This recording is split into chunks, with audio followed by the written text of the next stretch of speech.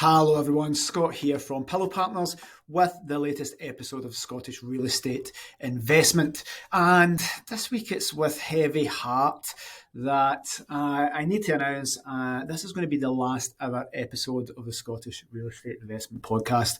I'm going to be shutting it down and this will be the last episode. And let me tell you why. And it was this property here that prompted me to make this decision to shut this specific podcast down and not do it weekly. Now, many years ago, I was inspired to do this. I was at a property event. I was speaking on stage and saying, you can get for the same price as a one-bedroom property in Westminster in London, you can get a castle in Scotland. And that person didn't believe me. And when I showed them the prices in Scotland versus London, they were blown away, as were people. I was speaking to people over in Silicon Valley and San Francisco, and even Boston. People were saying, well, if I had $1 million and I could buy properties like that, then I would. So that is how the podcast developed, and that's how we came to be sourcing high-end properties for overseas clients like this.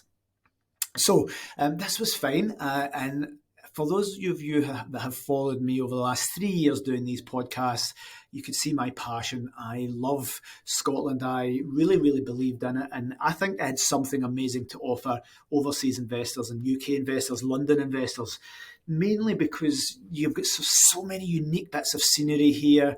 You've got heritage, you've got golf, you've got loads of things. And it was my target market. There's some areas here that I was really passionate about, that I knew the demographics, I knew they would rent. We've got world-class views, we've got lochs, we've got mountains. So I was massively passionate about this. And as you would see in the videos, there's special types of properties, and I think the value you get in Scotland has been fantastic. But when I saw this property, it really hit home that it's been weighing on my ethics, my morality of making these videos and only pushing Scottish properties for investors. So investors would come to us and say, I want a property. Well, let's do Scotland. Here's some videos on this series.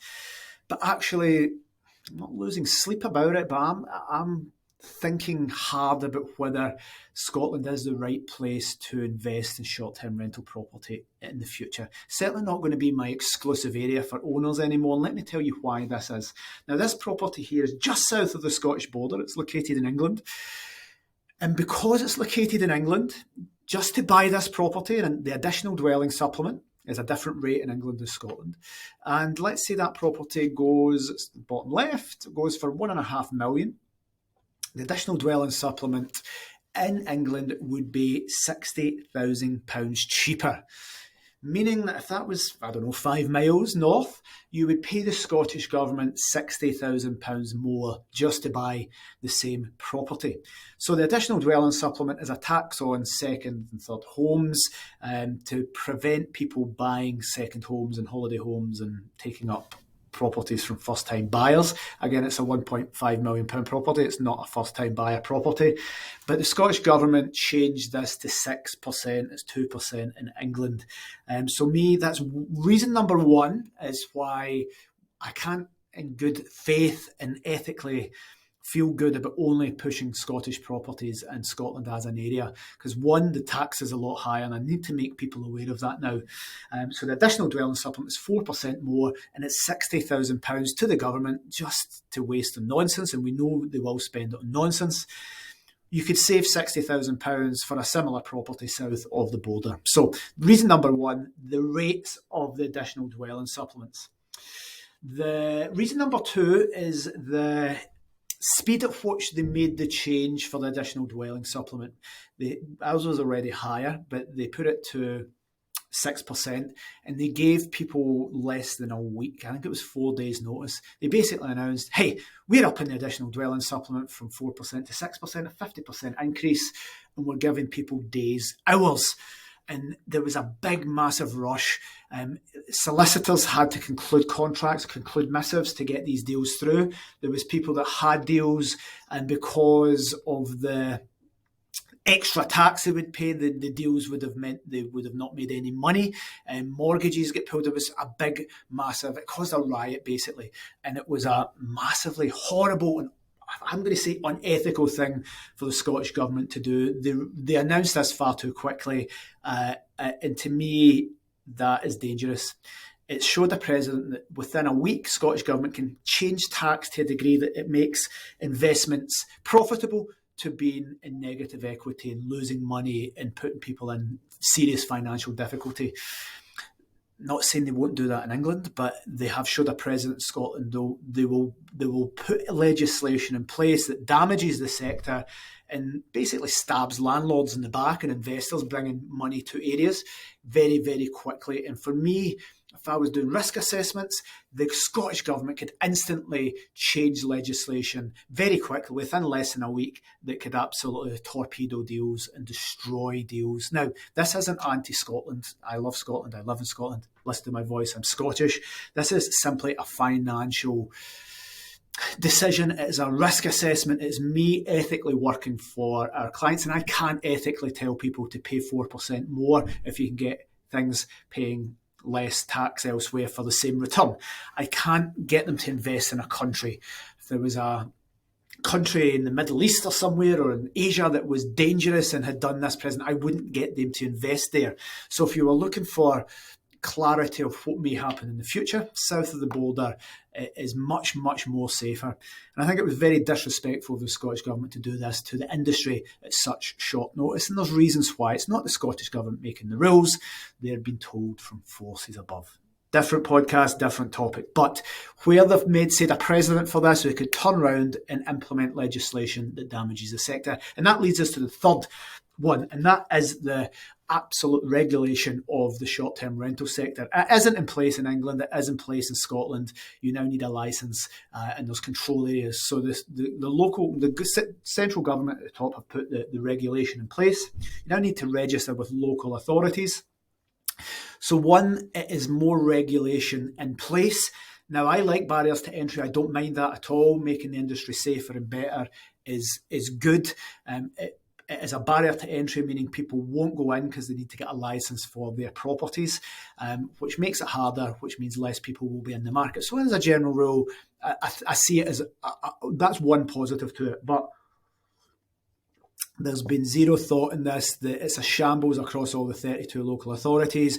They've all got different ways of doing things. Some are ready, some aren't ready, some are charging crazy fees to do it. But essentially the big thing here, the big focus and point number 3 about the regulation of the market is that local authorities have the ability to give you a licence or not, meaning a snot-nosed brat in a planning department in a local authority can torpedo your £1.5 million deal. Somebody with less experience, with zero experience in this sector, can torpedo a deal that I have set up for an investor that I have 21 years experience in this industry, and they're a trainee or somebody's uncle that's been brought in and got a job as a backhander to the local authorities. You can't, for me, it's dangerous where local authorities have the ability to destroy deals. So, number 1, the additional development supplement being much higher means that it's a shitter place to invest. Number 2 is the way they brought the legislation in was very, very fast, and it shows a President that they will continue to keep doing this, and they've made it very, very clear that they don't want this sector operating. They want hotels and big companies. And number 3 is the licensing that is in place. Now, that's a little bit in turmoil. It will sort itself out in the future.